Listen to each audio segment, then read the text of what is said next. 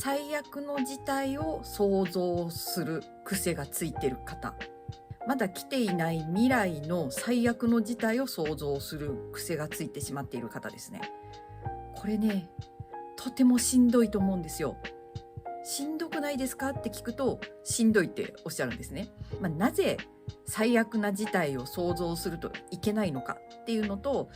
最悪な事態を想像しなくていいようにするにはどうしたらいいかっていうお話をしたいと思います。最悪な事態を考えると良くない4つです。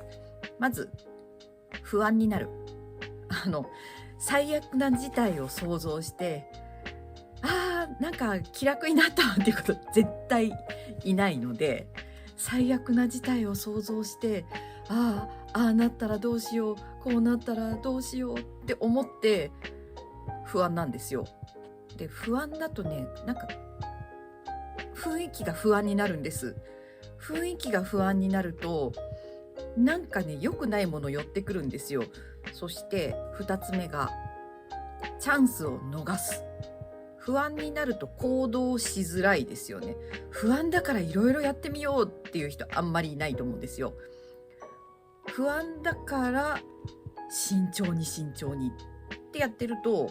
いい出会いを逃してしまいますし、いいタイミングも逃してしまいますし、外に出たらこんなにチャンスがあったのに、こんなにいいチャンス持ってる人と出会えたかもしれないのにとか、とにかくね、チャンスを逃してしまうというのが2つ目です。で、3つ目、無駄な行動が増える。行動していないからチャンスを逃すくせにですね、余計な行動をするんですよ。例えば、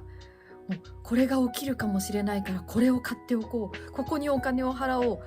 とか、2000年問題で電気が止まるとか、インターネットが不具合になるとか、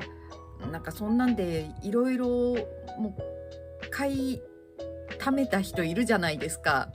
もう大体ね、なんか不安をマスコミが煽ると、水を買いためたり、トイレットペーパー買うのに並んだり、あとカセットコンロ売れましたよね。そう、無駄な動きと無駄な出費をしてしまう。不安だからあそこにもこっちにもあそこといっぱい契約をして、もうお金を払っておけば大丈夫だみたいな無駄な行動をしてしまう。そして4つ目、結局最悪な事態を想像して、最悪な事態が起きなかったとしてもショックを受けるというですね、ショックを受ける、どっちにしてもショックを受ける。なんで最悪な事態を想像するんですかって聞くと、皆さんこう答えるんです。それよりマシだったと思えるから。でも何かが起きた時に、あれよりマシだった、私が想像した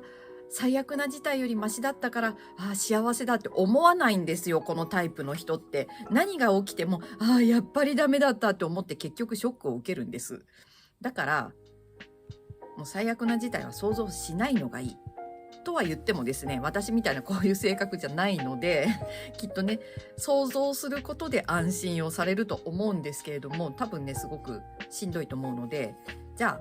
あここからはどうやったら最悪な事態を想像しなくていいかなんですけれども、答えは一つだけで、